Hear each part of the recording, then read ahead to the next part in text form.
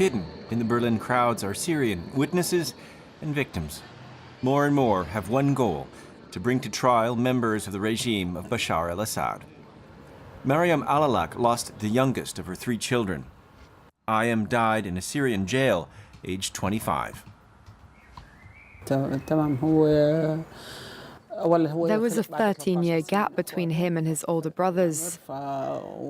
He was the baby of the family, so I spoiled him lots.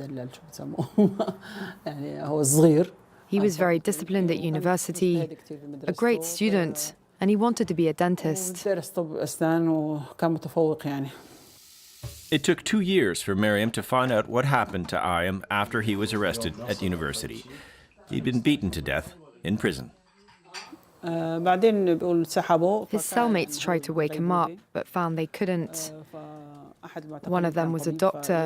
He examined my son and saw that he was all blue. He was in a coma and hemorrhaging internally. They called a guard to take him to hospital, but the guard just said, "Call me when he's dead." Later, a doctor finally came, but he was already dead. In exile now in Berlin, Maryam was one of the very first to file a complaint before German courts.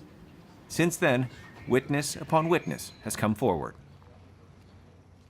After 45 days, I think it was, they called my name and I went to the investigation. There were questions and so, but actually it was like almost 1 hour of torture. Tamim was jailed twice for his opposition activities. Some 3,000 kilometers away from Syria, his testimony, along with others, led to an international arrest warrant against a high-ranking government official. So I wasn't really optimistic, but then the cases were going on, and then there came the arrest warrants, which doesn't only include Germany, but all the European Union, and I was like, no, it's really serious. This is where the hunt for Syrian war criminals started. A small team of lawyers has been at work since 2011. The Syrian refugees have provided more than testimony. They've brought maps, lists, and documents like these.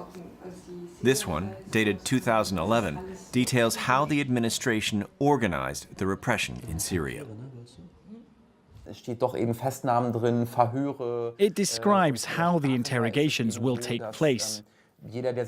And when you know how the Syrian state works, you understand it means make the prisoners talk at any cost.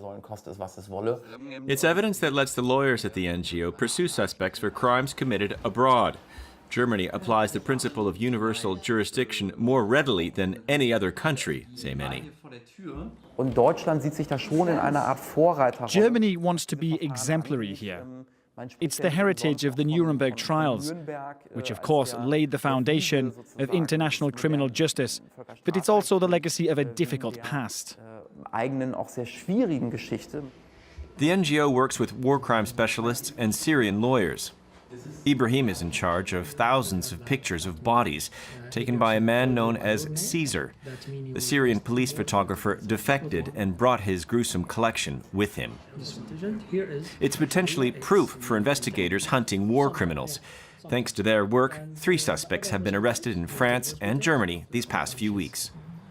It's the chance for these victims or their relative to follow this criminal who based in Europe or still inside Syria. At least we can help some victims. It's in this folder of pictures, almost unbearable to look at, that Maryam has found proof her son was dead. Last year, she created an association for the families of victims. Our objective is above all to help the families who are victims of the regime and who want to press charges, but also to create links with groups in Syria who can help us find the bodies of our loved ones. Her 2 other children are safe outside of Syria, so Maryam is no longer afraid to show her face or to ask for justice. She hopes to see Bashar al-Assad put on trial one day, but most of all, she wants to find Ayam's body and to give him a proper burial.